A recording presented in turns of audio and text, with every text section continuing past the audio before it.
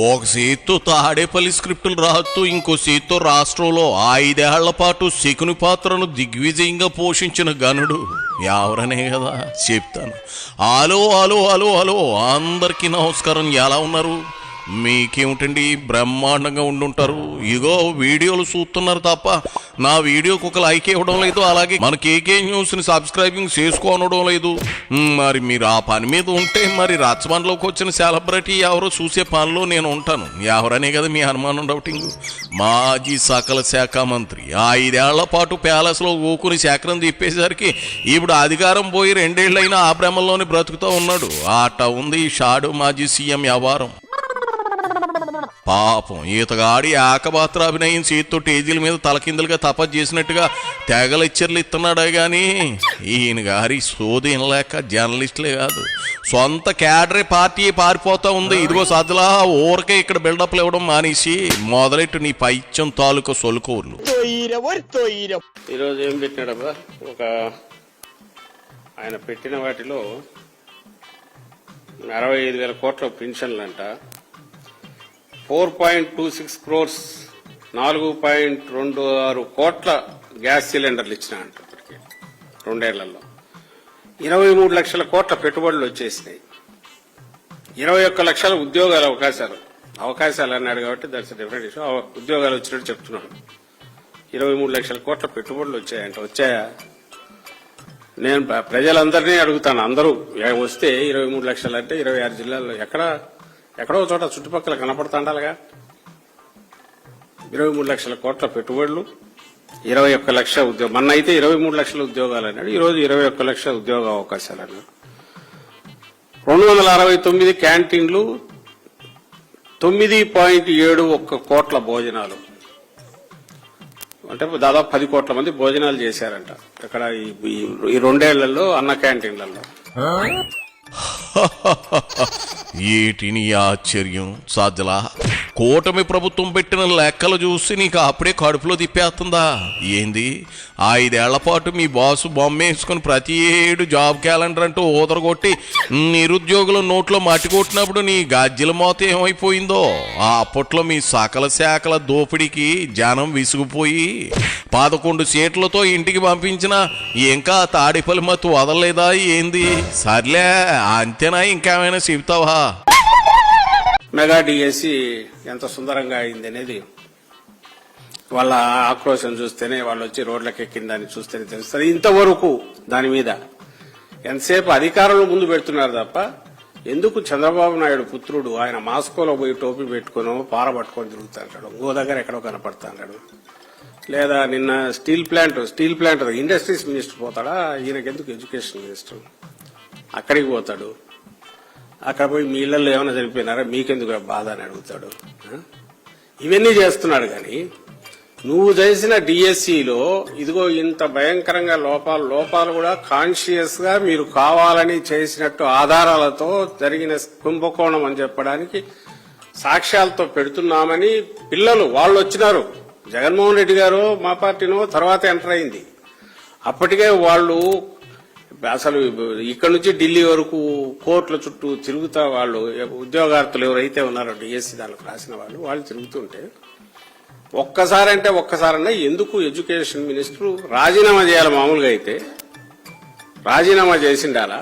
ఇంత సీరియస్ ఇది జరిగినందుకు scam, crime, మొత్తం సమాజం పట్ల ద్రోహం. అది నీ తాసారావుల బొడ్డు సాధ్యలా ఏంది? స్కాముల గురించి నువ్వు మాట్లాడుతూ ఉన్నావా?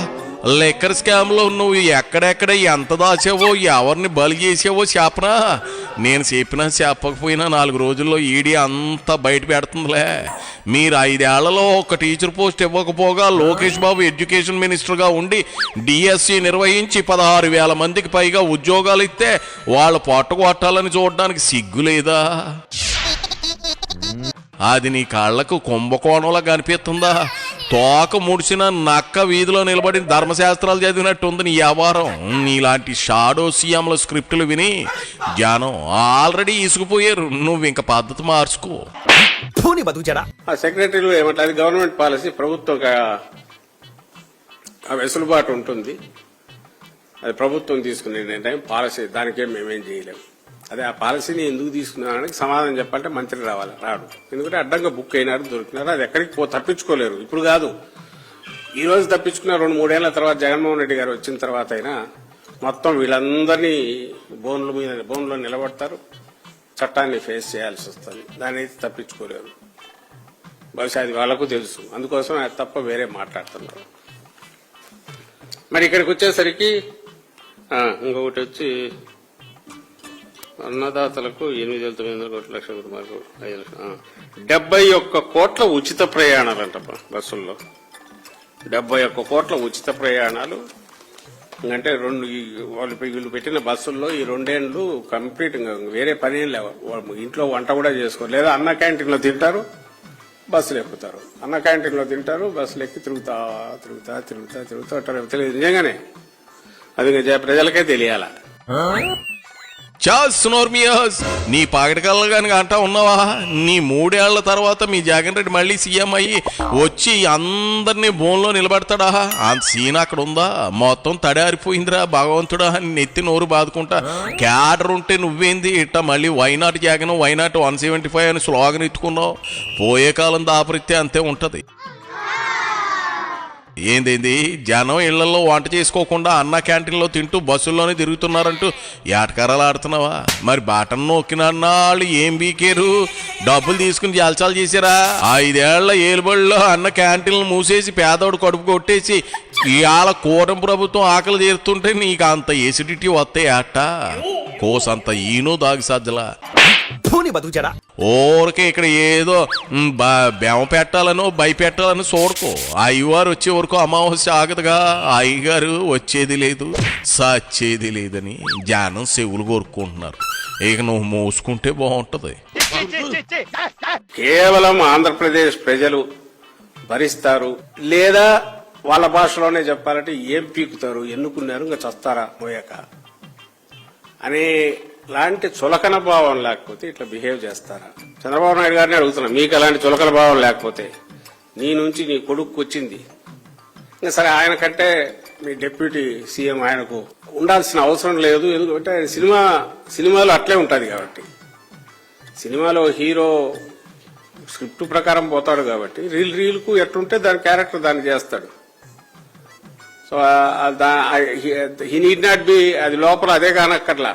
పాపం ఆయనని తప్పే ఉంది. ప్లస్ ఆయన ఏ రోజు నేను క్వశ్చన్ చేస్తానన్నాడు తప్ప పనులు చేస్తానని ఎప్పుడు అలా. ఇప్పుడు లోపల క్వశ్చన్ చేస్తున్నాడేమో ఊరికి తెలుసులో ఆయన ఈయన కూర్చొని. కాబట్టి ఆయన్ను మోసిన వాళ్ళు ఎవరన్నా ఉంటే ఆయన మీద అభిమానంతో, వెర్రి అభిమానంతో మోసిన వాళ్ళు. సో వాళ్ళు ఎలాగో అడగరనే ధైర్యం ఆయనకు ఉండొచ్చు. ఏందేంది బాబు లోకేష్ పవన్లో ఏది పట్టించుకోవడం లేదా? పవన్ ప్రశ్నిస్తున్నాడే తప్ప పనులు చేయడం లేదా?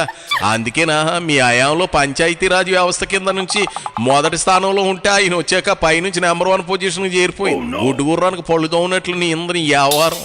ముందు మీ మీద మీ బాస్ మీద ఉన్న అక్రమాస్తుల కేసుల సంగతి ఏంటో చూసుకో సజ్జలా ఓ పాలి. దాని సంగతి చూడు. మాటలోనే తెలిసిపోతుంది. అంత పెద్ద విజయం ఇచ్చిన రోజు గాని ఆ తర్వాత అక్కడి నుంచి ఇంత కింద తీసుకొచ్చినప్పుడు కూడా జగన్మోహన్ రెడ్డి గారు ఒక్కరోజన్నా ఎప్పుడైనా ప్రజలను గురించి నెగటివ్ మాట్లాడడము, లేదా ఎవరి గురించైనా తూలనాడడము జరిగిందా? ప్రజలు అనుకుంటేనే మనం ఇక్కడ ఉంటాం. ప్రజలకు సేవ చేసే అవకాశం ఇవ్వడమే మనకు మహాభాగ్యం అనుకునే తత్వం జగన్మోహన్ రెడ్డిది అయితే, చంద్రబాబు నాయుడుది ఏంది? చంద్రబాబు నాయుడుది మీరు బాగుండాలనుకుంటే మీకు ఒక అవకాశం, నన్ను ఎన్నుకునే అవకాశం నేను ఇస్తాండా, నన్ను అక్కడ కూర్చోబెట్టే ఒక అదృష్టం మీకు కల్పించిన ఈ అదృష్టాన్ని మీరు ఉపయోగించుకుంటారా? ఉపయోగించుకోవాలి. సరే, అది వచ్చినంత వరకు ఏమైనా కొంచెం వంగి ఉంటాడేమో.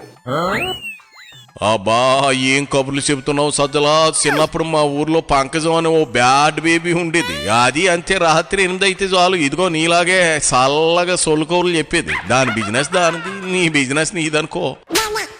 ఏందేంది జగన్ రెడ్డి ఎప్పుడు ఎవరిని తోలనాలు లేదా పెళ్ళిళ్ళు పెళ్ళాలు కార్లు మార్చినట్టు ఏటా పెళ్ళాలు మారుతాడన్నది ఎవరో మరి 5 ఏళ్ల పాటు మైకుల ముందు మీ బూతుల మంత్రులు నోటుకొచ్చినట్లు ప్రత్యర్థులను తిడుతుంటే అప్పుడు నీ తాడేపల్లి సెన్సార్ బోర్డు ఆఫీసు ముసుగు తన్ని నిద్రపోతా ఉందా ఏటి ఈ ఆల ఇక్కడ నువ్వు మీ బాసు క్యారెక్టర్ సర్టిఫికెట్లు ఇస్తా ఉంటే జనం నవ్వుకుంటా ఉన్నారు సాలే సాధ్యలాస్యానసేపు ఇక బయలుదేరు ఆ అవతల నీ కొడుకు జైలుకి దారేది అని సినిమా చూడడానికి రెడీగా ఉన్నాడని టాక్ మంచి ఆయన నెట్టుకో ఇదిగో ఆ పన్నులను నమ్ముకో ఒక రిమాండ్లు తప్ప ప్రయోజనం ఉండదు నీ ఇష్టం మరి ఇక వెళ్ళి ఆ పని మీద ఉండు అయిపోయి